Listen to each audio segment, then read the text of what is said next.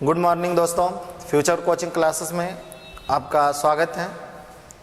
मैं जैसा कि आप लोगों को पहले भी 2 लेक्चर्स हमारे इस टॉपिक पर पढ़ चुके हैं, उसी क्रम में आज तीसरी यानी कि जो 80 क्वेश्चन के बाद क्वेश्चन है 20 क्वेश्चन बचता है यानी कि 20 क्वेश्चन हैं, उसी के संदर्भ में हम लोग आज चर्चा करेंगे जो कि काफ़ी मोस्ट इम्पॉर्टेंट है दोस्तों। है क्या टॉपिक आपका? Food nutrition and hygiene, food nutrition and hygiene, human values and environmental studies. दोस्तों ये आपके BSc, BCom, BA first semester, third semester दोनों के लिए एलिजिबल है, दोनों के क्वेश्चन इसमें रखे गए हैं दोस्तों। तो आप लोग कोशिश करिएगा इस वीडियो को ज़्यादा से ज़्यादा लोगों तक शेयर करिएगा और चैनल को सब्सक्राइब करिएगा, बेल आइकन को प्रेस करिएगा ताकि आपको जो नेक्स्ट वीडियो है उसका नोटिफिकेशन आपको जल्द से जल्द पहुंचे और इसका आप लाभ उठा पाएँ, क्योंकि काफ़ी इंपॉर्टेंट क्वेश्चन दोस्तों यहाँ रखे गए हैं बच्चों और इससे आपका काफ़ी बेनिफिट आपको मिलेगा। आप देखिएगा एग्ज़ाम के दौरान आपको काफ़ी बेनिफिट इसका मिलेगा। तो आइए हम लोग इसी क्रम में चर्चा करते हैं दोस्तों। जो हमारे नेक्स्ट क्वेश्चन बचे हुए हैं उसी क्वेश्चनों पर आज हम लोग चर्चा करते हैं। तो आज फिर नेक्स्ट क्वेश्चन पे हम लोग देखने से पहले थोड़ा देखते हैं कि ये जो टॉपिक है फूड न्यूट्रिशन एंड हाइजीन, तो फूड न्यूट्रिशन मीन्स क्या है? हमारा जो भोज्य पदार्थ है दोस्तों, उसी भोज्य पदार्थ से रिलेटेड जो चीज़ें पूछी जानी है। हाइजीन और क्या है? ह्यूमन वैल्यू क्या है? मीन्स मनुष्य की अस्तित्व, मनुष्य की वैल्यू क्या है, ह्यूमन की वैल्यू क्या है, उसके लाइफ स्पैन की जो चीज़ें या जो घटनाएं हैं वो सभी चीज़ों को इंक्लूड इसमें किया गया है दोस्तों। तो हम लोग इस टॉपिक को शुरू करने से पहले एक बार जरूर इस जो हेडिंग है उस पर गौर करिएगा और ये फिर से मैं एक बार कहूँगा, ये ज़्यादा से ज़्यादा लोगों तक दोस्तों शेयर करिएगा ताकि इसका लाभ अधिक से अधिक लोग उठा पाएँ। तो आइए हम लोग इसी क्रम में आते हैं अपने क्वेश्चन पर, जो कि हम लोगों का क्वेश्चन है। पहला क्वेश्चन क्या है? विटामिन B2 को कहते हैं, यानी कि vitamin B2 is called, vitamin B2 is called, vitamin B2 को क्या कहा जाता है, किस नाम से जाना जाता है, यानी कि उसके नाम को पूछा जा रहा है दोस्तों।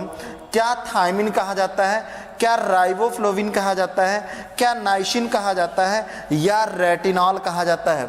जैसा कि दोस्तों आप लोगों को मालूम है विटामिन बी का नाम विटामिन बी थायमिन को कहा, विटामिन B1 जो है वो थायमिन है, लेकिन विटामिन बी के कई सारे कंपोनेंट है, कई सारे आप कह सकते हैं ब्रांच है, ग्रुप हैं, जैसे विटामिन B2 है, विटामिन B6 है, यानी कि विटामिन B2, B6, B12, ये सभी क्या है? विटामिन बी के ही अवयव हैं। तो इसके सबके अपने रासायनिक नाम है, यानी कि केमिकल नेम इसके हैं। तो उसी केमिकल नेम में एक दिया गया विटामिन B2, तो विटामिन B2 का जो रासायनिक नाम है उसी को पूछा जा रहा है खास तौर से, क्योंकि यहाँ वही चीजें दी गई हैं। कह क्या रहा क्वेश्चन में इस तरह से नहीं पूछा जा रहा कि कोई विटामिन इसका केमिकल नेम बताइए, लेकिन कह क्या रहा सेंस उसका वही है, विटामिन B2 को कहते हैं, क्या कहते हैं? क्या थायमिन कहा जाता है, क्या राइबोफ्लोविन कहा जाता है, क्या नाइसिन कहा जाता है, क्या रेटिनॉल कहा जाता है? तो आपका सही जवाब होगा दोस्तों राइबोफ्लोविन। राइबोफ्लोविन कहा जाता है। विटामिन B2 का जो रासायनिक नाम है वो क्या है? राइबोफ्लोविन है। और रेटिनॉल किसे कहा जाता है? रेटिनॉल विटामिन ए को कहा जाता है। विटामिन ए का जो रासायनिक नाम है वो क्या है? रेटिनॉल है। ठीक। थायमिन क्या है? मैंने बताया B1 को कहा जाता है, थायमिन कहा जाता है। और नाइसिन किसी विटामिन का नाम नहीं है ये। ठीक।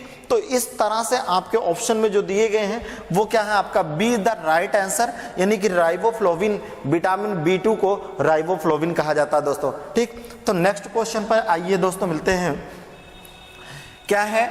How much water should a man drink per day, यानी कि कह रहा है how much water should a man drink per day, यानी कि मनुष्य एक दिन में पर मतलब कितने लीटर जल को एब्जॉर्ब करता है या ग्रहण करता है या पीता है, आप कह लीजिए। मनुष्य को प्रतिदिन कितना पानी पीना चाहिए, यानी कि किसी मनुष्य को एक दिन में यानी कि पर डे कितने मतलब कितना पानी पीने की जरूरत होती है, कितना पानी पीना चाहिए, एक स्वस्थ व्यक्ति को कितना पानी पीना चाहिए। क्या 3 लीटर पीना चाहिए, 5 लीटर पीना चाहिए, या 4 लीटर पीना चाहिए, या 6 लीटर पीना चाहिए? तो आपका जो सही जवाब होगा दोस्तों वो क्या होगा, यानी कि कितना पानी पीने की आवश्यकता है? तो सही जवाब जो होगा वो आपका ए ऑप्शन है, यानी कि किसी व्यक्ति को, किसी मनुष्य को कितनी, यानी कि 3 लीटर्स यानी कि 3 लीटर पानी पीने की आवश्यकता होती है। ठीक है, यानी कि आप कह सकते हैं एक स्वस्थ मनुष्य पर डे एक दिन में 3 लीटर पानी पीना चाहिए, यानी कि 3 लीटर उसको पानी पीना चाहिए दोस्तों। ठीक, तो नेक्स्ट क्वेश्चन देखते हैं दोस्तों। नेक्स्ट क्वेश्चन क्या है? Good source of sodium. Sodium का गुड सोर्स, अच्छा स्रोत, सोडियम का अच्छा स्रोत क्या है? ठीक, तो सोडियम प्राप्ति का अच्छा स्रोत है, मतलब किसके द्वारा, जो ऑप्शन दिया गया है उनमें से किसके द्वारा या किससे हम लोग सोडियम प्राप्त करते हैं या सोडियम मिलता है दोस्तों?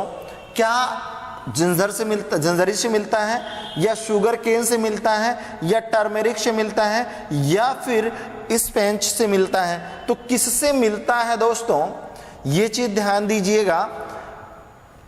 ये मैं बताया आपको पहले, इसके पहले वाले क्वेश्चन, पहले का मतलब जो है 30 या 40 क्वेश्चन में नियर अबाउट ये चीज आया था ऑप्शन में। तो ये क्या जिंजरी में होता है, क्या गुड़। ठीक, तो गुड़ को हम लोग क्या कहते हैं, जैजरी कहते हैं। अब क्या गुड़ से हम लोगों को ये चीजें प्राप्त होती है, सोडियम। भाई यहां से हमको क्या प्राप्त होता है, आयरन मिलता है ना? तो हम लोग आयरन कहां से पाते हैं, आयरन हमको गुड़ से मिलता है। शुगर केन क्या है, शुगर केन से भी हम लोग गुड़ ही प्राप्त करते हैं, शुगर प्राप्त करते हैं, गुड़ प्राप्त करते हैं। ये शुगर केन गन्ने को, यानी कि जिसे देसी भाषा में उखुड़ या गन्ना कहा जाता है ना, तो उससे हम लोग शुगर केन से क्या प्राप्त करते हैं, शुगर प्राप्त किया जाता है। ठीक, टर्मरिक से क्या होता है, टर्मरिक एक अच्छा ऑक्सीडेंट के रूप में होता है, जिसे हम लोग हल्दी कहते हैं दोस्तों। हल्दी है, हल्दी से क्या हमको मिल सकता है, आयोडीन? नहीं, ये एक अच्छा ऑक्सीडेंट के रूप में तो पाया जाता है, बॉडी को काफ़ी अच्छा, ये जो है काफ़ी अच्छा होता है, काफ़ी यूजफुल होता है। ये हम कह सकते हैं कि हल्दी जो होती है वो काफ़ी अच्छी है, अच्छा होता है हमारे बॉडी के लिए। अगर हम रूटीन में डेली इसको दूध के साथ मिलाकर पीते हैं तो बॉडी हमारी काफ़ी फिट रहती है, क्योंकि ये एक अच्छे ऑक्सीडेंट के फॉर्म में पाया जाता है दोस्तों। ठीक, तो आपका सही जवाब जो होगा वो क्या होगा, स्पेंच होगा। स्पेंच में होता क्या, ये है बेटा पालक। तो पालक से हमको क्या मिलता है, अगर डायरेक्ट ऑप्शन में पालक होता तो शायद बहुत सारे लोग ऐसे हैं कि उसको तुरंत समझ जाते, क्योंकि पालक में जो है हमारे आयोडीन पाई जाती है, सोडियम, आयोडीन की मात्रा भी होती है बहरहाल, लेकिन सोडियम जो होता है इन ऑप्शन में सबसे बेटर ऑप्शन क्या है, आपका डी ऑप्शन है, जिससे यानी कि पालक में हमें क्या मिलता है, सोडियम मिलती है। ठीक है, तो पालक में हमें सोडियम प्राप्त होता है, तो आपका सही जवाब हो जाएगा डी। नेक्स्ट क्वेश्चन देखते हैं दोस्तों हम लोग। अगला क्वेश्चन हम लोगों का है, नो मिनरल्स, यानी कि खनिज तत्व नहीं है। जो ये खनिज का मतलब क्या होता है दोस्तों, खनिज का मतलब होता खनना, खन के जो निकाला गया हो उसी को हम लोग कहते हैं खनिज। बेसिकली क्या होते हैं, ऑल एलिमेंट्स जो डिराइव्ड हुए होते हैं, या लगभग एलिमेंट्स जो होते हैं हम लोग कहाँ से प्राप्त करते हैं, इसको खन के प्राप्त किया जाता है। ठीक, तो खनिज का मतलब ही होता है खनना, आप ऐसे समझेंगे खनना। ठीक, तो कह रहा है खनिज तत्व नहीं है। इन ऑप्शन में कौन सा है जो खनिज नहीं है, कैल्शियम है, आयरन है, आयोडीन है, कैलोरीज है, कौन सा ऑप्शन है जो खनिज नहीं है? कैल्शियम क्या है, एक एलिमेंट है, और ये दोस्तों कैल्शियम एक तत्व है। आयरन क्या है, Fe एक आयरन है। आयोडीन क्या है, आयोडीन Ab क्या है, एक तत्व है। ठीक, तो इस तरह से ये तीनों के तीनों क्या हो गए, आपके एलिमेंट हैं, जो कि क्या है, मिनरल्स होते हैं। खनिज के फॉर्म में होते हैं, मिनरल्स आप कह सकते हैं। आपका सही जवाब जो होगा वो क्या हो जाएगा, डी, यानी कि कैलोरीज। कैलोरीज क्या है, कैलोरीज एक यूनिट है, एक मात्रक है, ठीक। इस कैलोरीज, भाई उष्मा का मात्रक क्या होता है, कैलोरी में होती है ना, कैलोरी में मापा जाता है किसी चीज को ना। उष्मा जो है वो किस में मापी जाती है, कैलोरी में मापी जाती है। तो ये क्या है, कैलोरी क्या है, कैलोरीज एक क्या होती है, यूनिट है, या फिर इसे हम कह सकते हैं एक मात्रक है, ठीक। तो सही आंसर हम लोगों का क्या हो जाएगा, डी ऑप्शन, क्योंकि गलत चीजों को ही पूछा गया है कि खनिज तत्व नहीं है। इस नहीं शब्द पे ध्यान देना है दोस्तों कि खनिज तत्व कौन नहीं है, ठीक। तो जो नहीं है उसी को हमें ढूंढना है, तो नहीं क्या है, D option is the right answer. Next question पे आते हैं दोस्तों हम लोगों का। आज का नेक्स्ट क्वेश्चन है, most helpful in the formation of teeth, यानी कि कह रहा है दोस्तों most helpful in the formation of teeth, जो हमारे दांत के लिए कौन सा मोस्ट हेल्पफुल है, अच्छा सहायक है, कौन सा ऐसा इसमें ऑप्शन में है तत्व है जो कि हमारे दांतों के बनने में या दांतों के लिए अच्छा है, दांतों के निर्माण में सर्वाधिक सहायक है, कौन सा मोस्ट कह सकते हैं कि यूजफुल है, ठीक। तो सर्वाधिक सहायक कौन होता है भाई, आयरन होता है क्या, कैल्शियम होता है क्या, आयोडीन होता है क्या, मैग्नीज होता है क्या, इनमें से कौन सा है जो हमारे दांतों के निर्माण में अत्यधिक भूमिका निभाता है या ज्यादा मात्रा में पाई जाती है, कह सकते हैं। आयरन, आयरन अभी मैंने बताया, आप ब्लड में कह सकते हैं दोस्तों कि ब्लड में आयरन की मात्रा होती है, जिसे हम लोग हीमोग्लोबिन चेक करवाते हैं जब तो आयरन की वैल्यू चेक की जाती है, ठीक। तो यहाँ कैल्शियम है और क्या आयोडीन है, आयोडीन अभी कहाँ बने बताया, पालक में जो है सोडियम है, आयोडीन, ये सब उसमें पाए जाते हैं, मैग्नीज है, ये सब एलिमेंट है, ठीक है। तो मोस्ट एप्रिशिएबल जो होगा आप कह सकते हैं कि ऑप्शन जो होगा या सही उत्तर जो आपका होगा वो बी होगा, यानी कि कैल्शियम।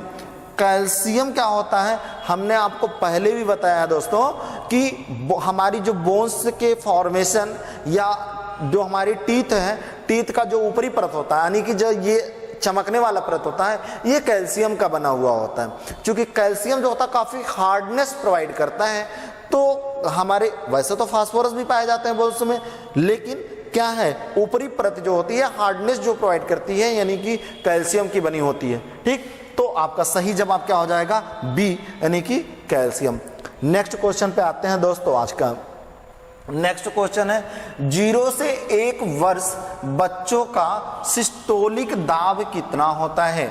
दो चीजें हमने आपको बताया दोस्तों कि एक होता सिस्टोलिक, एक होता डायस्टोलिक, यानी कि जो हमारे दिल की धड़कन अभी जो कभी भी डॉक्टर क्या करते हैं, आपको जब बीपी चेक करते हैं तो बीपी चेक करने में आप देखते हैं वो क्या लिखते हैं, 130 80 लिखते हैं या फिर 120 70 80 जो भी कुछ लिखते हैं। तो ये क्या है, ये दो चीजें इंगित किया जा रहा है ना, दो चीजें इसमें आपको दिख रही होंगी। तो वो दो चीजें क्या हैं, वो दो चीजें हैं आपके, एक सिस्टोलिक होता है और एक डायस्टोलिक होता है। यानी कि ब्लड को जो हार्ट के द्वारा एब्जॉर्ब किया जाता है, यानी कि ब्लड जो पंप करता है, एक पंप करता है और एक प्यूरिफाई होने के लिए जो किडनी में ब्लड जाता है वो, ठीक। तो एक ब्लड के रफ्तार और एक पंपिंग करने का रफ्तार, दो चीजें होती हैं, तो उसी को सिस्टोलिक और डायस्टोलिक कहा जाता है। तो कह रहा है बच्चों का सिस्टोलिक दाब कितना होता है, तो बच्चों का सिस्टोलिक दाब जो होता है वो ये आपका सिस्टोलिक दाब है। ये जो इधर वाला होता है ये सिस्टोलिक होता है और ये वाला जो होता है वो डायस्टोलिक होता है, ठीक। तो सिस्टोलिक दाब कितना होता है, हार्ट के द्वारा कितना पंप किया जा रहा ब्लड, ये चीजें, ठीक। तो ये सिस्टोलिक होता है, ठीक। अब आप देखिए 20 से 30 होता है क्या, 30 से 50 होता है क्या, 35 से 65 होता है क्या, 70 से 90 होता है क्या, ठीक। तो बच्चों में आप देखेंगे दोस्तों तो काफी तेजी से बच्चों का दिल जो है, आप देखें कभी भी एक वयस्क मनुष्य की तुलना में बच्चों का हार्ट थोड़ा तेजी से चलता रहता है। या उनके भी छोटे बच्चे 0 से 1 वर्ष मतलब 0 से 1 वर्ष मतलब आप कह लीजिए 6-7 महीने 4 महीने 5 महीने का अगर बच्चा है तो देखेंगे उसके तालू में भी यहाँ पर टप टप करता रहता है ना लोग। कभी भी देखिए आप छोटा सा बच्चा हो मतलब 1 महीने 2 महीने 3 महीने 4 महीने का अगर बच्चा है तो उसके यहाँ तालू पे आप देखेंगे बच्चों के तालू पे तेल रखा जाता है ना, ऑयल रखा जाता है, सरसों का तेल रखा जाता है मोस्टली।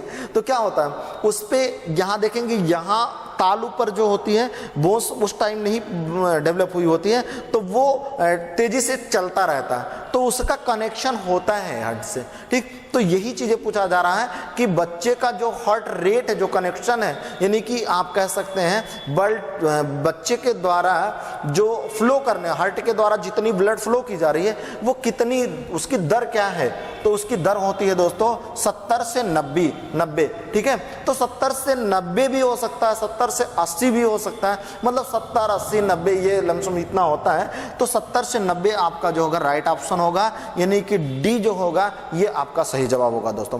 तो आपको ये चीजें जरूर समझ में आया होगा, सिस्टोलिक क्या होता है, डायस्टोलिक क्या होता है। सिस्टोलिक कभी भी आप देखिएगा, आप डॉक्टर के यहाँ आप जाइएगा, अगर किसी को लिवा कर, मान लीजिए दादा है, बाबा है, मम्मी है, पापा, किसी को अगर लिवा के जाइए, अगर ब्लड प्रेशर नाप रहे हैं तो शायद कंफ्यूज रहते हैं कि इसमें क्या लिखते हैं डॉक्टर, 120 अगर या 140 लिख दिए, 140 80 लिख दिए, तो इसका मतलब क्या है भाई, 140 लिख दिए दोस्तों, तो इसका मतलब क्या, ये हार्ट के द्वारा, जो दिल के द्वारा, जो हार्ट के द्वारा ब्लड पंप किया जा रहा है, ये चीजें सिस्टोलिक कहलाती है, और ये जो आपका है ये डायस्टोलिक है, मतलब कितनी रफ्तार में हमारी नसों में ब्लड प्रवाहित हो रहा है। ठीक है, ये क्या है आपका डायस्टोलिक होता है। ठीक, तो ये दो चीजें होती हैं, तो अब आप कंफ्यूज नहीं होंगे। आइए नेक्स्ट क्वेश्चन देखते हैं दोस्तों।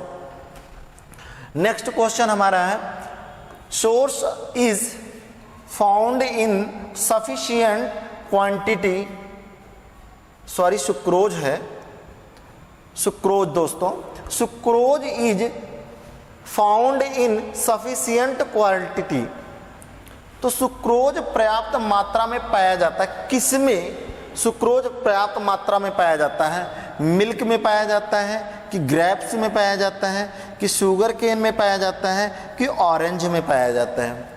ठीक, ग्लूकोज, सुक्रोज, माल्टोज, फ्रैक्टोज, ये सभी क्या है, ये आपको एक दिन पिछले वीडियो में एक क्वेश्चन, बिल्कुल इजी क्वेश्चन जो है वो मुझे लगता है मिस्टेक हुआ है।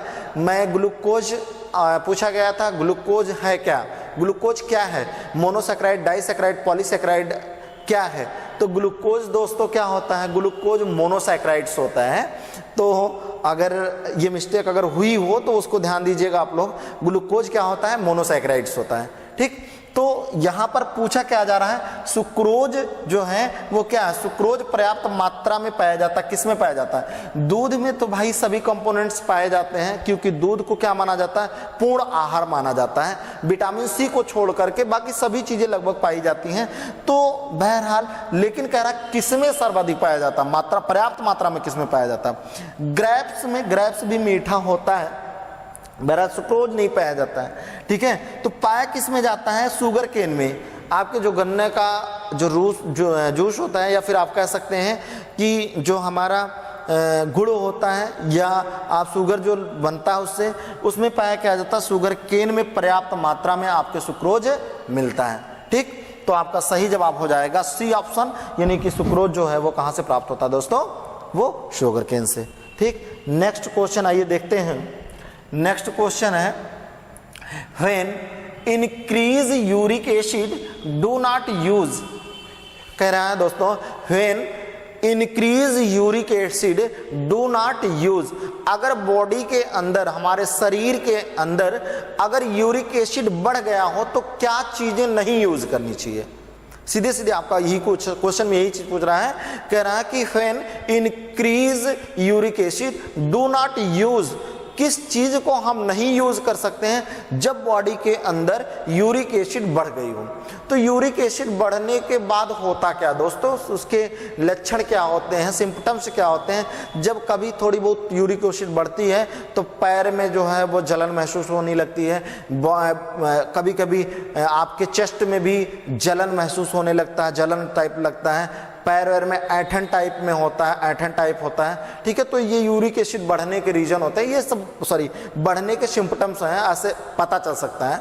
तो लेकिन ये जरूरी नहीं कि अगर आपके पाँव में मतलब हल्की फुल्की जलन हो रही है या ऐठन हो रही है तो यूरिक एसिड बढ़ गया, नहीं, इन केस वो उसके जो सिम्पटम्स हैं वो यही हैं। तो यूरिक एसिड के बढ़ने पर कह रहा है, यूरिक एसिड बढ़ने पर प्रयोग ना करें। किन चीज़ों का प्रयोग नहीं करना चाहिए? पनीर का प्रयोग नहीं करना चाहिए, फिश का प्रयोग नहीं करना चाहिए, कि बोथ ए एंड बी, कि none of these. None of these का मतलब कोई मैटर नहीं है इसका, इनमें से कोई है कि नहीं है भाई? बिल्कुल। पनीर में आपके मिलता क्या है दोस्तों? आपके पनीर में आप देखेंगे, पनीर में भी बहुत सारे यूरिक एसिड का फॉर्मेशन होता है, मिलता है, इससे आप कह सकते हैं। और फिश में तो काफ़ी अधिक मात्रा, पनीर से अधिक मात्रा में उसमें मिलता है। तो आप खास तौर से अगर यूरिक एसिड बढ़ा हुआ है तो आप इन दोनों का यूज ना करिए, अर्थात आपका सही ऑप्शन क्या हो जाएगा? बोथ ए एंड बी, यानी कि C option is the right answer. यानी कि ये क्या है? बोथ ए एंड बी, यानी कि सी ऑप्शन सही जवाब है दोस्तों। ठीक, तो नेक्स्ट क्वेश्चन पे आइए दोस्तों, देखते हैं। अगला क्वेश्चन आज का है, इज फैट सॉल्युबल, यानी कि वसा में घुलनशील है। वसा में घुलनशील कौन है? गलत ऑप्शन है। पहला ऑप्शन क्या हो गया? ईथर है। दूसरा ऑप्शन क्या हो गया दोस्तों? आपका वाटर है। तीसरा ऑप्शन क्लोराइड है। चौथा ऑप्शन आपका क्या है? Carbonate tetrachloride. ठीक, तो कौन ऐसा है जो वसा में घुलनशील है? तो ईथर जो है आपका राइट जवाब हो जाएगा। सही जवाब आपका क्या हो जाएगा? ईथर। ईथर जो है वसा में घुलनशील। आप जल को वसा में, यानी कि जल में जब किसी भी ऑयल को, फैटी चीज को डालते हैं तो वो तेल के मतलब जल के ऊपर तैरने लगता है ना। तो भाई फैट क्या है? फैट एक तरह का ऑयली पदार्थ है ना। तो यहाँ पर क्या होगा? जल भाई बिल्कुल नहीं घुलेगा। और क्लोराइड भी इसमें नहीं डिसॉल्व होता है, और कार्बोनेट टेट्राक्लोराइड भी इसमें डिसॉल्व नहीं होता दोस्तों। ठीक, ईथर क्या होता है? ईथर जो है फैट में डिसॉल्व हो जाता है, फैट में घुल जाता है। ठीक, तो आइए नेक्स्ट क्वेश्चन देखते हैं दोस्तों हम लोग। नेक्स्ट क्वेश्चन क्या है? 1 ग्राम कार्बोहाइड्रेट प्रोवाइड्स, यानी कि 1 ग्राम कार्बोहाइड्रेट से प्रोवाइड होता है, मिलता है, प्राप्त होता है। 1 ग्राम कार्बोहाइड्रेट से प्राप्त होता है। क्या प्राप्त होता है? कितनी कैलोरी ऊर्जा? ये ऊर्जा की बात की जा रही दोस्तों। तो 1 ग्राम कार्बोहाइड्रेट से कितनी कैलोरी ऊर्जा हमें प्राप्त होती है, कितनी कैलोरी ऊर्जा हमें मिलती है? ये चीज़ें ऑप्शन में देखिए, 9 kilo calorie, 7 kilo calorie, 4 kilo calorie या 5 किलो कैलोरी। तो कितनी कैलोरी ऊर्जा जो है हमें प्राप्त होती है? तो सही जवाब आपका होगा दोस्तों सी ऑप्शन, 4 किलो कैलोरी। यानी कि 4 किलो कैलोरी जो है ऊर्जा हमें प्राप्त होती है किससे? 1 ग्राम कार्बोहाइड्रेट से। अगर 1 ग्राम कार्बोहाइड्रेट हम खाते हैं तो हमें 4 किलो कैलोरी जो है ऊर्जा प्राप्त होती है दोस्तों। ठीक, तो आपका सही जवाब क्या हो जाएगा? सी। नेक्स्ट क्वेश्चन देखते हैं। तो देखिए दोस्तों क्या है, फ्यूचर कोचिंग क्लासेस में आपका फिर से मैं एक बार तहे दिल से स्वागत करता हूं।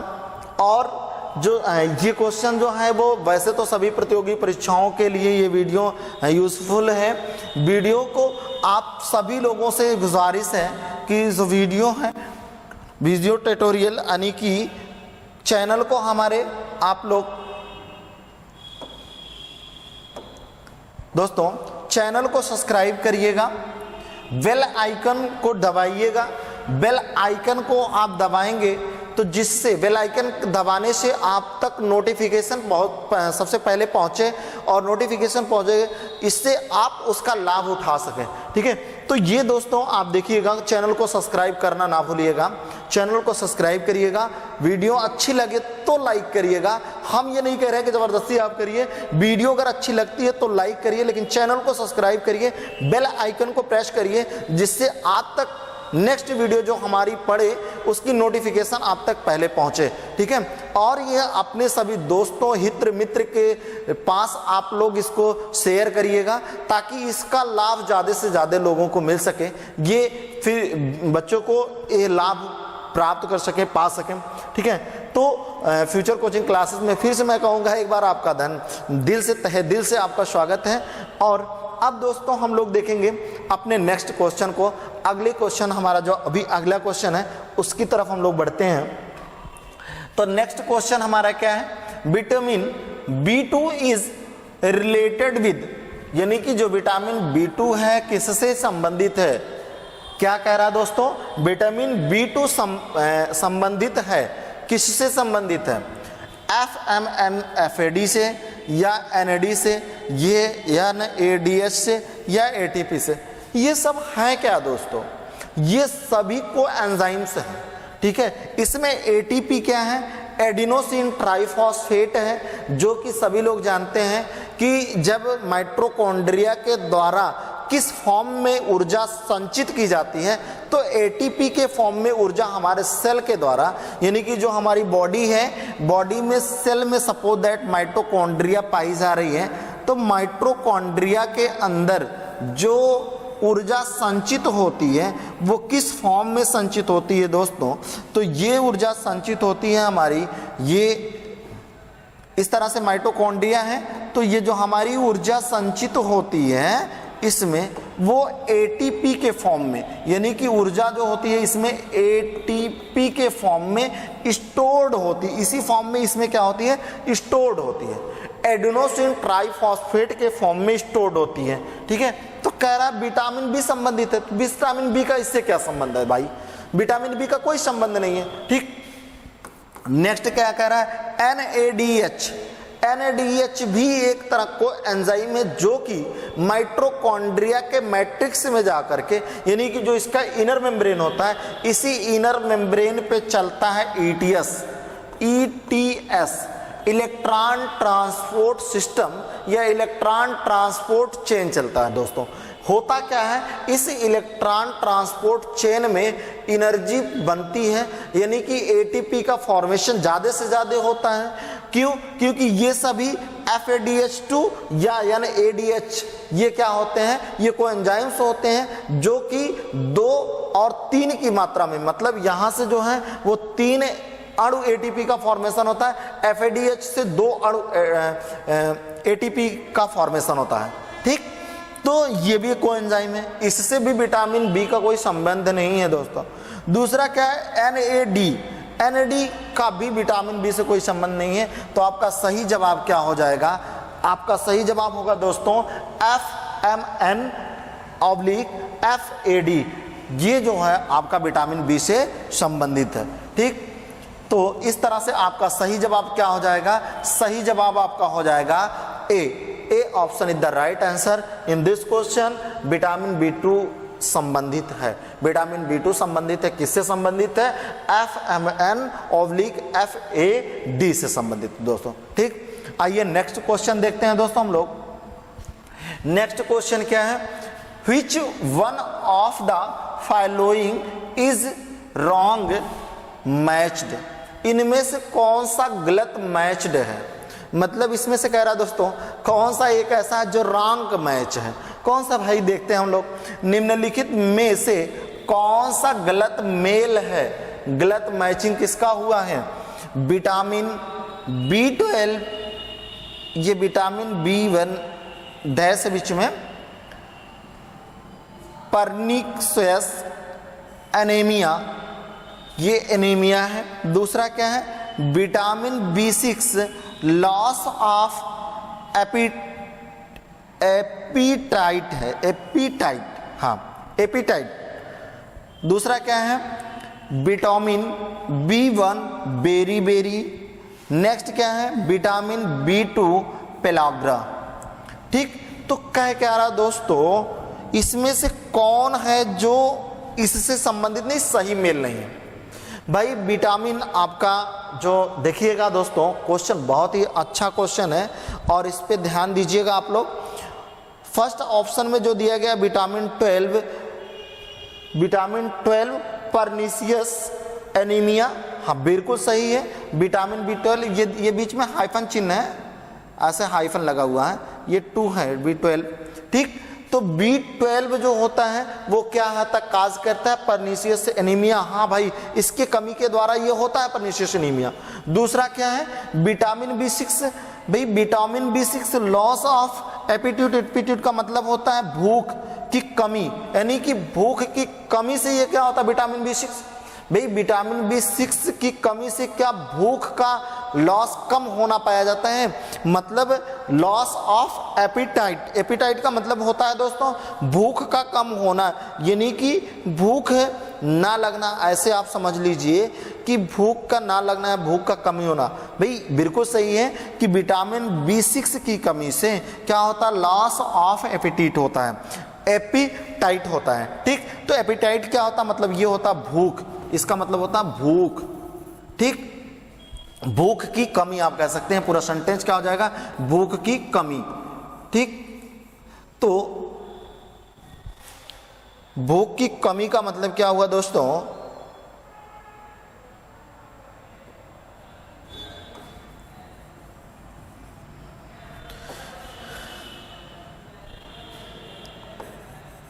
भूख की कमी। ठीक, तो ये क्या हो गया, लॉस ऑफ एपिटाइट मतलब हो गया भूख की कमी। बिल्कुल सही है, ये बात भी सही कह रहा है, ये बात भी सही कह रहा है। विटामिन B1 बेरी बेरी, बिल्कुल सही बात है भाई, विटामिन B1 की कमी से बेरी बेरी रोग होता है। विटामिन B2 पेलाग्रा, पेलाग्रा रोग क्या होता है विटामिन B2 की कमी से, नहीं भाई बिल्कुल गलत है, और गलत चीजें ही पूछ रहा है दोस्तों। देखिए कह रहा निम्नलिखित में से कौन सा गलत मेल है, गलत मेल है, यानी कि which one of the following is wrong. गलत चीजों को ही हम लोगों को ढूंढना है मित्रों। ठीक, तो गलत चीजों को ढूंढना है, तो गलत क्या है, विटामिन B2 जो होता है, विटामिन B2 की कमी से पेलाग्रा रोग नहीं होता है, यानी कि आपका राइट आंसर हो जाएगा डी, और ये सब क्या हो जाएंगे, सही चीजें गलत हो जाएंगी, क्योंकि गलत चीज ही पूछा गया है।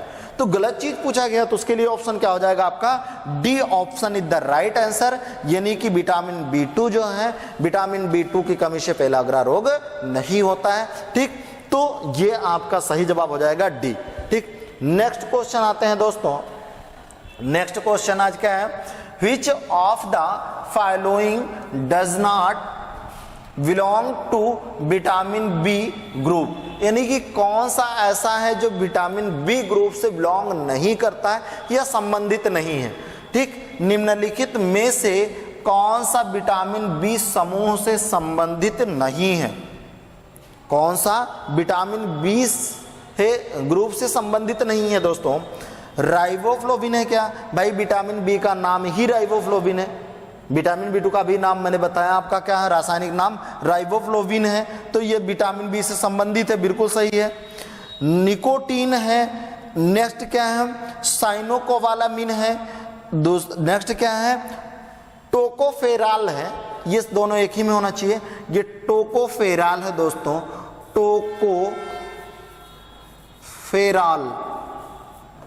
ठीक, तो टोकोफेराल यानी कि ये भी विटामिन B का विटामिन, मैंने अभी बताया कि vitamin B1, vitamin B2, vitamin B6, vitamin B12, ठीक है, ये सभी विटामिन के नाम हैं। तो सभी जो होते हैं ये क्या है, ये भी आपका विटामिन का नाम रासायनिक नाम है, ये भी आपके विटामिन का रासायनिक नाम है, ये भी आपके विटामिन का रासायनिक नाम है। तो सही जवाब आपका क्या हो जाएगा, बी ऑप्शन निकोटीन। निकोटीन किसी विटामिन का नाम नहीं है, निकोटीन जो तंबाकू है, धूम्र पदार्थ है, इसमें निकोटीन पाया जाता है दोस्तों। यह एक हार्मफुल कह सकते हैं कंपोनेंट है, पदार्थ है जो कि तंबाकू में पाया जाता है, निकोटीन। ठीक, तो ये जो है विटामिन से रिलेटेड नहीं है, यानी कि सही ऑप्शन जो हमारा हो जाएगा वो क्या होगा, सही ऑप्शन दोस्तों वो हमारा बी हो जाएगा, यानी कि निकोटीन। राइट दोस्तों, तो जो क्वेश्चन में पूछा है कि कौन सा विटामिन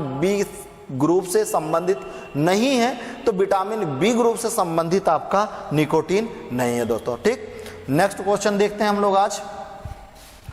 नेक्स्ट क्वेश्चन हमारा है दोस्तों, the prosthetic group of dehydrogenase in known as, यानी कि prosthetic group of dehydrogenase in known as, मतलब किसको जाना जाता है प्रोस्थेटिक ग्रुप का। ठीक, क्या फ्लेविन है, राइबोफ्लेविन है, फेरोडॉक्सिन है या नाइसिन है। ठीक दोस्तों, काफ़ी अच्छा क्वेश्चन, ये भी आपका काफ़ी अच्छा क्वेश्चन है। देखिएगा इसमें क्या पूछा जा रहा है, क्वेश्चन पे गौर कीजिएगा और इसका जवाब देने की कोशिश करिएगा। ठीक, कह क्या रहा है, the prosthetic group of dehydrogenase in known as, जाना जाता है भाई विटामिन B2 को ही तो प्रोस्थेटिक ग्रुप का जो है डिहाइड्रोजिनेज के नाम से जाना जाता है। ठीक, तो इसी को हम लोग क्या कहते हैं, यानी कि राइबोफ्लोविन कहते हैं। Riboflavin is the right answer, यानी कि बी ऑप्शन आपका सही जवाब होगा मित्रों। ठीक, तो बी ऑप्शन आपका सही जवाब दोस्तों। देखिए नेक्स्ट क्वेश्चन पे हम लोग आते हैं। आज का नेक्स्ट क्वेश्चन हमारा इस सेशन का अगला क्वेश्चन क्या है दोस्तों, cow's milk is more nutrients and slightly yellow due to presence of, यानी कि काऊ का जो मिल्क है, काऊ का जो दूध है, काऊ के दूध, गाय के दूध में कह रहा है गाय का दूध किसकी उपस्थिति के कारण अधिक पौष्टिक और हल्का पीला होता है। संयोग से अच्छा कॉम्बिनेशन भी हो गया है, मैं पीले पेन का भी यूज भी किया हूं दोस्तों। ये संयोग है, बहरहाल मेरा कोई ऐसा प्री प्लानिंग नहीं था कि इस क्वेश्चन में हम पीले पेन का यूज करेंगे, लेकिन ये संयोग है। तो आपको देखिएगा गाय का दूध जो है वो किसकी उपस्थिति के कारण अधिक पौष्टिक हो जाता है, मतलब वो जो दूध है वो अधिक पौष्टिक हो जाता है और हल्का पीला हो जाता है। गाय का दूध आप देखिए हल्का पीले रंग का होता है। कंपैरिजन अगर देखेंगे भैंस के दूध की तुलना में गाय का दूध हल्का पीला होता है। तो क्यों होता है, कौन सा ऐसा तत्व है जिसकी प्रेजेंटेशन होती है भाई, विटामिन डी की होती है क्या, नहीं भाई विटामिन डी। दूसरा क्या है, एस्कॉर्बिक एसिड होता है क्या, कैरोटीन्स होता है क्या, ट्रेप्टोफेन होता है क्या। ठीक, तो सही उत्तर आप कोशिश करिएगा दोस्तों सही जवाब ढूंढने का। बहुत ही अच्छा क्वेश्चन है ये, मैं मेरे हिसाब से तो आपके किसी भी एग्जाम में ये क्वेश्चन पूछे जा सकते हैं, वनडे एग्जाम हो या फिर आपका जैसा कि मैंने बताया फूड न्यूट्रिशन एंड हाइजीनिक्स का जो आप चल रहा है, या ह्यूमन वैल्यूज है, ह्यूमनों के वैल्यूज में भी ये चीजें, यानी कि विटामिन से, अगर ये आज का लेक्चर आप दोस्तों देख लेते हैं तो विटामिन से मेरी गारंटी है कि विटामिन से कोई भी क्वेश्चन आपसे छूटेगा नहीं कि जो आपको ना आ रहा हो। अगर ध्यान से आप लोग देख लीजिएगा तो ये 20 क्वेश्चन में लगभग विटामिन के सभी चीजों को मैं इस पर नोट आउट कर दिया हूँ, पॉइंट आउट किया हूँ। तो दोस्तों आप इस वीडियो को जरूर देखिएगा। तो आप देखेंगे यहाँ पर क्या कह रहा है कि मतलब किसके कारण हल्का पीला हो जाता है ना। आइए हम लोग गौर करते हैं। तो सही जवाब तो आपका हो जाएगा सी ऑप्शन, कैरोटीन। अब दोस्तों ये क्या है, कैरोटीन क्या होता है, अगर आप लोग बायो ग्रुप से रिलेटेड हैं या फिर कोई आर्ट का बच्चा हो या मतलब कोई हो, कॉमर्स का हो, अगर आप लोगों ने 10th तक सामान्य विज्ञान पढ़ा है तो सामान्य विज्ञान में आप लोगों ने पढ़ा होगा एल्गी, मतलब शैवाल। ठीक, तो शैवाल में यह एक प्रकार का क्या है, एक प्रकार के आप शैवाल में पाए जाने वाला ये कंपोनेंट है। ठीक, जो कि कलर प्रोवाइड करता है। ठीक, तो यहाँ पर आपके कैरोटीन्स जो होते हैं या इसको कैरोटिनॉइड्स के नाम से जाना जाता है, एल्गी में पाए जाने वाला ये कंपोनेंट है जो कैरोटिनॉइड के नाम से जाना जाता है या कैरोटीन कह लीजिए। ठीक, तो कैरोटीन क्या होती है, कैरोटीन्स ये हल्के पीले, यानी कि इसका रंग जो होता है वो कैसा होता है दोस्तों, पीला होता है। ठीक, ये पीले कलर को प्रोवाइड करता है। जैसे आप लोगों ने क्लोरोफिल देखा, ग्रीन कलर होता है। ठीक है, और फ्यूकोजैंथीन है, फ्यूकोजैंथीन से क्या होता है, रेड कलर प्रोवाइड होता है। ठीक, तो इसी तरह से आपके कैरोटीन्स जो होते हैं, कैरोटीन के द्वारा पीले कलर यानी कि पीलापन या पीले कलर प्रोवाइड किए जाते हैं। तो इसलिए चूंकि अब बहुत ज़्यादा मात्रा में तो दूध में कैरोटीन पाई नहीं जा रही है, कुछ कम मात्रा में होती है या बहुत आप कह सकते हैं थोड़ी मात्रा में पाई जाती है, जिसके कारण हल्का पीला होता है। अगर अधिक मात्रा में होता तो काफ़ी डार्क होता, यानी कि पीला जो होता गहरा पीला होता। ठीक, क्यों, क्योंकि कैरोटीन का कलर जो होता है वो पीला कलर होता दोस्तों, राइट। ठीक, तो आपका नेक्स्ट क्वेश्चन होगा, आज का नेक्स्ट क्वेश्चन है दोस्तों, काफ़ी अच्छा, काफ़ी मज़ेदार क्वेश्चन है दोस्तों, और आप इस क्वेश्चन को पढ़ेंगे और आंसर देने की कोशिश करेंगे। 1 मिनट में आपको क्वेश्चन देखने के लिए, मतलब आप देखिए क्वेश्चन को पढ़िए, काफ़ी अच्छा, काफ़ी मज़ेदार क्वेश्चन है। ठीक कह रहा है, a boy eat neither meat nor animal products such as cheese, milk और egg, which vitamin is most likely to be deficient in the diet of boy।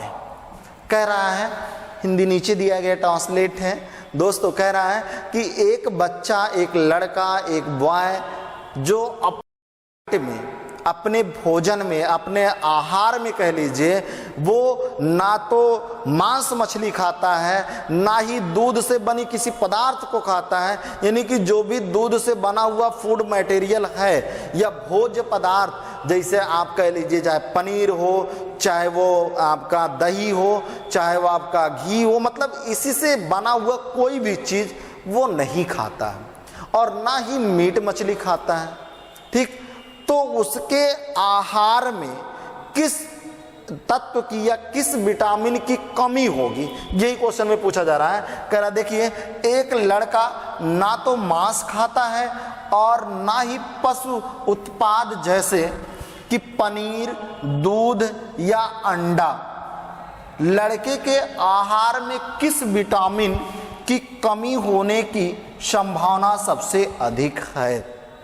दोस्तों, मैंने क्या बताया कि कह रहा है, a boy neither eat meat fish और नॉर मिल्क प्रोवाइडिंग, या मिल्क से बनी हुई कोई उत्पाद। अगर कोई बच्चा, लड़का ना तो दूध ही से बना कोई सामान खा रहा है, ना ही मीट मछली खा रहा है, तो उसके डाइट में या उस बच्चे के डाइट में किस विटामिन की कमी की संभावना है? तो आप देखते हैं, देखिएगा, vitamin B, vitamin B2, vitamin B6 होना चाहिए दोस्तों, ये vitamin B6 and vitamin B12। आप लोग जवाब देने की कोशिश करिएगा दोस्तों, काफ़ी अच्छा क्वेश्चन है, आप लोग जवाब देंगे या क्वेश्चन को आप लोग कोशिश करेंगे जवाब देने का। ठीक, तो कौन सी विटामिन की यहाँ पर किस विटामिन की कमी होने की संभावना पाई जाएगी? तो विटामिन B2, यानी कि सही जवाब है दोस्तों आपका विटामिन B2। विटामिन B2 के कमी होने की संभावना बच्चे में अधिक होगी। वैसे तो विटामिन की कमी, कई सारे विटामिनों की कमी हो सकती है में भी, लेकिन विटामिन B2 की कमी की संभावना अधिक होती। क्यों? क्योंकि अभी इसके पहले वाले क्वेश्चन मैंने बताया दोस्तों, अगर किसी भी मतलब व्यक्ति को हो क्या जाता है, अगर उसको यूरिक एसिड बढ़ जाता है, तो क्या क्या चीज़ें नहीं खाना चाहिए? मैंने ऑप्शन में था आपको, पनीर नहीं खाना चाहिए, मछली नहीं खाना चाहिए। मतलब पनीर और मछली से क्या होता है, ये चीज़ें मिलती हैं क्या? Vitamin B2। ठीक, तो विटामिन B2 की कमी हो जा सकती है, संभावना अधिक होगी। यानी कि किस विटामिन की संभावना अधिक होगी? तो विटामिन B2 की संभावना अधिक होगी दोस्तों। ठीक, तो आज का राइट आंसर, यानी कि क्वेश्चन नंबर 96 का जो राइट आंसर हो जाएगा वो बी होगा, यानी कि विटामिन B2। ठीक, नेक्स्ट क्वेश्चन देखते हैं दोस्तों। नेक्स्ट क्वेश्चन आपका है, which vitamin is also known as vitamin G? बहुत अच्छा, बहुत ही ठोस क्वेश्चन है दोस्तों। किस विटामिन को विटामिन जी के नाम से जाना जाता है? ठीक, तो किस विटामिन को विटामिन जी के नाम से जाना जाता है, इसका जवाब आप देने की कोशिश करिएगा। देखिए, कह रहा है किस विटामिन को विटामिन जी भी कहा जाता है, मतलब किस विटामिन को विटामिन जी के नाम से भी जाना जाता है? क्या थायमिन है, राइबोफ्लेविन है, नाइसिन है, या पेंटोथेनिक है? ठीक, तो पेंटोथेनिक एसिड ये भी विटामिन का नाम है। तो कौन सी ऐसी विटामिन है जो कि विटामिन जी के नाम से जाना जाता है, विटामिन बी के नाम से जानते हैं हम लोग? ठीक, तो कौन सी विटामिन है? बार बार ये क्वेश्चन आ रहा है दोस्तों, कई बार ये आ चुका है। तो ये ये क्वेश्चन डायरेक्ट नहीं आया है, इस ध्यान दीजिएगा।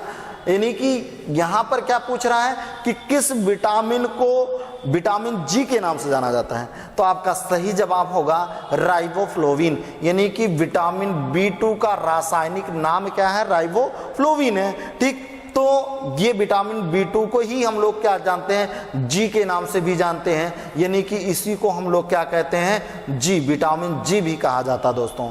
ठीक, तो इसका राइट जवाब जो आपका हो जाएगा वो क्या हो जाएगा दोस्तों, ये हो जाएगा B option. B option is the right answer. Next देखिएगा, vitamin B2 is involve in formation of coenzyme. यानी कि विटामिन B2 को कोएंजाइम के निर्माण में शामिल है। यानी कि विटामिन B2 कोएंजाइम, ये कोएंजाइम ये दोनों एक साथ हैं, कोएंजाइम के निर्माण में शामिल है। ठीक, तो विटामिन B2 किसके, मतलब कौन सी कोएंजाइम है जिसके निर्माण में ये शामिल है दोस्तों। काफ़ी अच्छे अच्छे क्वेश्चन है, तो आप देखिएगा किसके निर्माण में ये शामिल है।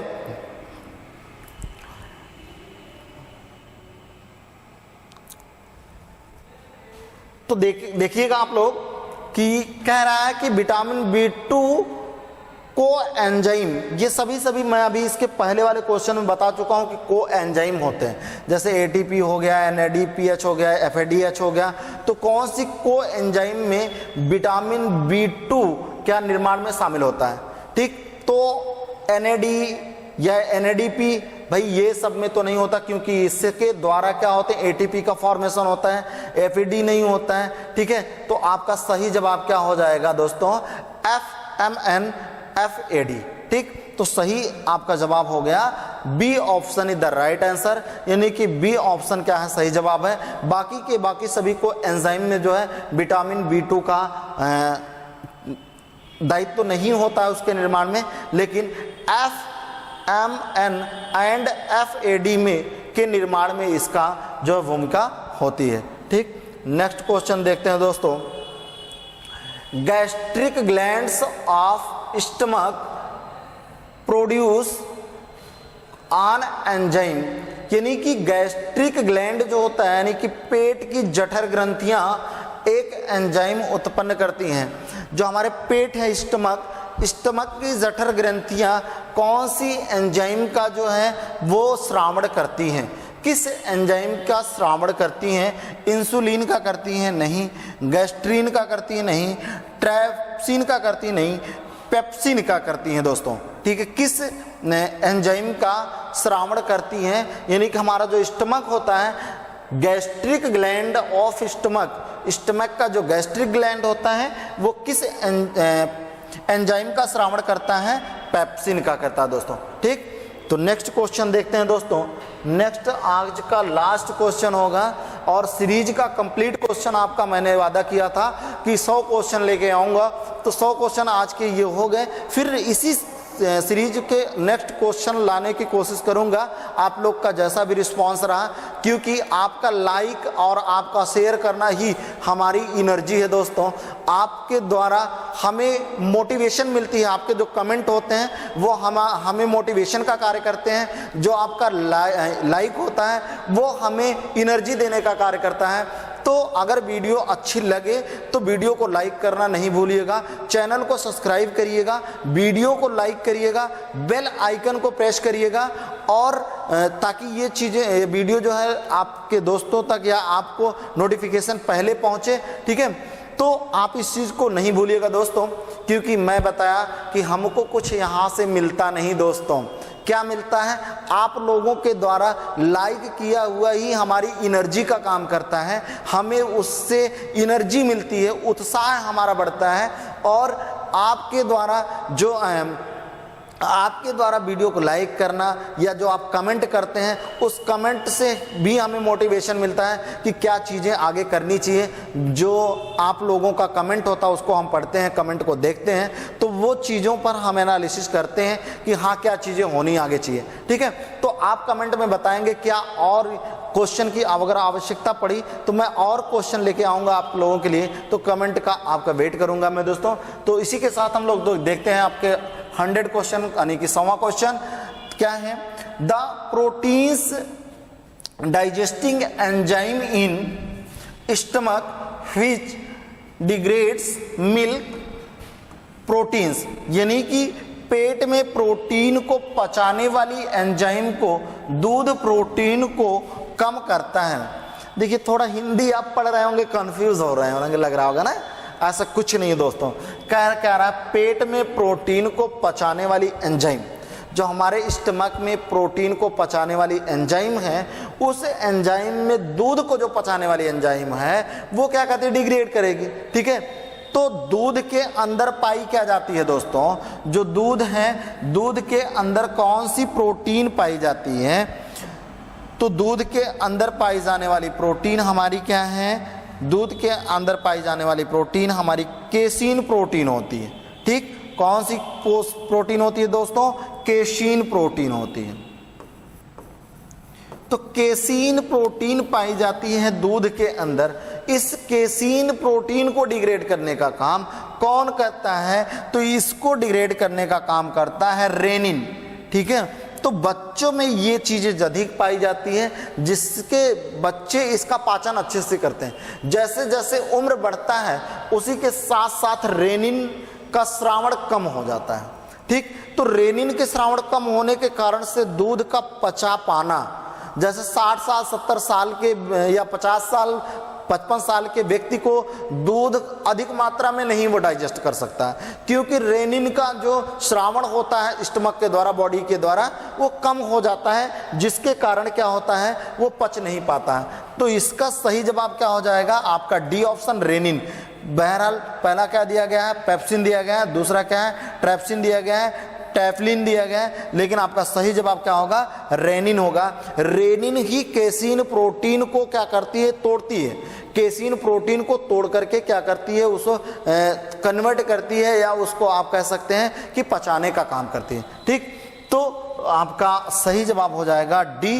तो आज के लिए दोस्तों यहीं तक आपका 100 क्वेश्चन कंप्लीट हुआ। आपको नेक्स्ट वीडियो के लिए मैं वेट करूंगा, आपका कमेंट देखूंगा। ठीक है, तो धन्यवाद दोस्तों, आज का सेशन यहीं तक। नमस्कार।